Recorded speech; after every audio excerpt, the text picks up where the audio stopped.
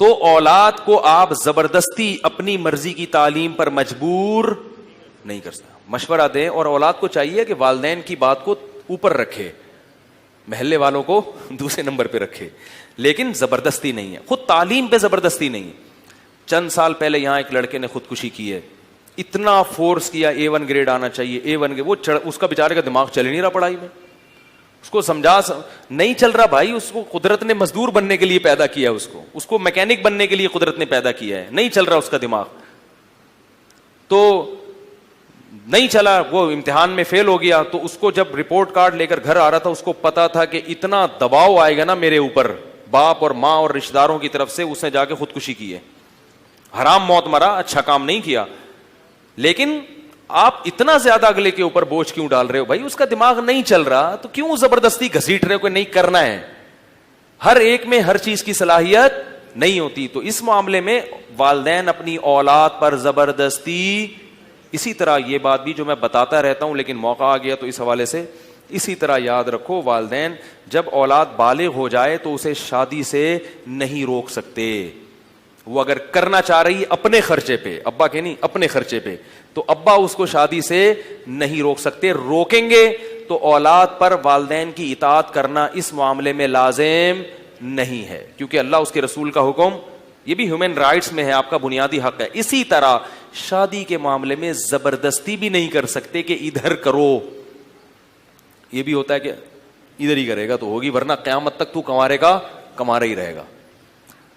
باپ کو ترجیح دیں, ماں کو ترجیح دیں. اماں کہہ رہی ہیں جہاں ابا کہہ رہے ہیں وہاں کریں, لیکن باپ اور ماں زبردستی نہیں کر سکتے. اس میں اللہ نے بالغ لڑکی کی شادی اس کی اجازت کے بغیر, بولو بھائی, نہیں ہو سکتی. اور بالغ لڑکے کی بھی نہ صرف یہ کہ نہیں ہو سکتی, بلکہ جہاں وہ چاہ رہے ہوں, والدین کو شریعت حکم دیتی ہے کہ اگر اس میں کوئی بڑی خرابی نہ ہو تو پھر وہاں کرو. اس معاملے میں ان کے جذبات کا, بولو بھائی, خیال رکھو. لن ترى للمتحابین مثل النکاح, نبی صلی اللہ علیہ وسلم نے فرمایا, لڑکی کے جو ولی تھا نا, یہ نبی کے پاس ایک کیس آیا, لڑکی کے جو ولی تھے, چچا, باپ نہیں تھے تو چچا ولی ہوتے ہیں, وہ لڑکی کی شادی امیر لڑکے سے کر رہے تھے. امیر لڑکے سے چچا چاہ رہا تھا کہ میری بھتیجی کی شادی کہاں ہو, امیر سے, اور لڑکی کسی غریب لڑکے کو پسند کرتی تھی. تو آپ صلی اللہ علیہ وسلم نے فرمایا, لن ترى للمتحابین مثل النکاح, دو محبت کرنے والوں میں نکاح سے بہتر چیز کوئی بھی نہیں. کیا مطلب؟ جہاں لڑکی چاہ رہی ہے اس کی شادی وہاں ہوگی. تو ہمارے ہاں والدین اس چیز کا خیال, اپنے حقوق پر تو سنیں گے کہ بھائی بیان ہونا چاہیے. والدین ایکچولی جو ہے نا, آج کل اولادیں ایکچولی بہت بگڑ رہی ہیں, مفتی صاحب ایک بیان کریں آپ. تو بھائی ٹھیک ہے, والدین کا بہت بڑا حق ہے, لیکن ایکچولی اگر دیکھا جائے تو کچھ حقوق والدین کے اوپر بھی ہیں جس میں وہ زبردستی, کیا خیال ہے, مسلط نہیں. اسی طرح یاد رکھو, جب شادی ہو گئی, بہو گھر میں آ گئی, تو بیٹا الگ بھی رہ سکتا ہے. بڑے خطرناک مسائل چھیڑ رہا ہوں, ڈر بھی لگ رہا ہے. بیٹے کو چاہیے کہ باپ کے ساتھ اور ماں کے ساتھ ہی رہے, چاہیے. یہی جوائنٹ فیملی میں جو برکات ہیں وہ اکیلے رہنے میں حاصل نہیں ہوتی, بڑی برکتیں ہیں. اور ماں باپ کو خوش رکھو گے ان کے ساتھ رہ کر تو بڑا نوازے گا اللہ, دنیا میں بھی آخرت میں بھی. لیکن اس معاملے میں بھی والدین زبردستی نہیں کر سکتے. اگر بیٹا چاہتا ہے کہ میں الگ رہوں بیوی کو لے کر, کیونکہ مسائل بڑے ہوتے ہیں جوائنٹ فیملی میں, پھڈے بازی, وہ ایک مصیبت میں پڑ جاتا. گھر میں جب آئے گا تو پتہ ہی نہیں چلتا کہ اماں صحیح ہے کہ ابا ہیں یا بیگم صحیح کہہ رہی ہے. تو وہ اپنی بچوں کی تربیت بعض لحاظ سے کرنا چاہتا ہے, اس میں رشتہ دار نہیں کرنے دیتے ویسی تربیت.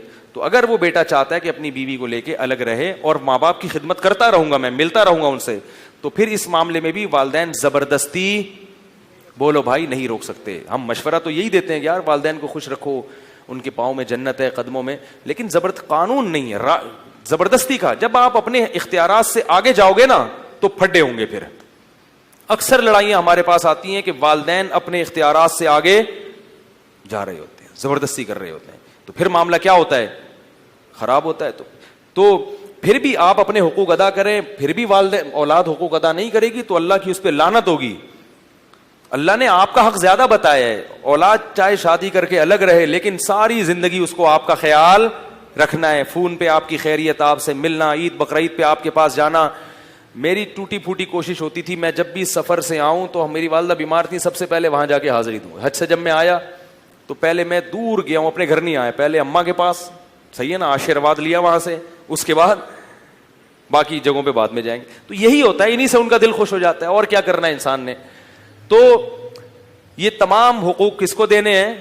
والدین. خدمت بھی کرنی ہے تو, لیکن اس میں شریعت نے کچھ حدود, بولو بھائی متعین. اسی طرح یاد رکھو, اولاد اگر کما رہی ہے اور والدین اس سے کہتے ہیں کہ پوری تنخواہ ہمیں لا کے دیا کرو, دینی چاہیے. اولاد کی سعادت یہی ہے کہ پورے پیسے ابا کو پکڑا دیں.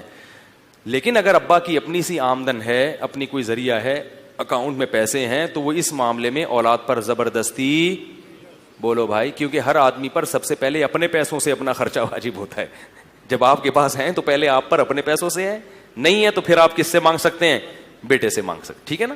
تو پھر بھی بیٹے کو چاہیے کہ وہ ابا سے پوچھے بغیر ہی, ابا کے مطالبے کے بغیر ہی دے دیے. لیکن یہ تو اخلاقی چیزیں ہیں نا, قانون نہیں ہے. لا یہ ہے کہ آپ کے پاس جب پیسے ہیں تو آپ زبردستی بیٹے سے پیسوں کا مطالبہ, کیونکہ ایسے کیسز بھی آ رہے ہیں یار, ابا کے پاس اتنے پیسے, ابا کہتے ہیں آدھی تنخواہ مجھے دے دیا کرو یار. تو ابا تو اب دنیا سے جانے والے ہیں, ہم نے تو اب جمع کرنا ہے نا, بچانا ہے, ہیں بھی سارے ابا ہی کو پکڑا دیں. اور ابا لے کے پھر کیا کر دیتے ہیں گٹکے میں. ایسے ابا بھی ہیں مارکیٹ میں, اللہ تعالیٰ معاف فرمائے. ہاں, گٹکے میں حکے میں اڑا دیتے ہیں ابا.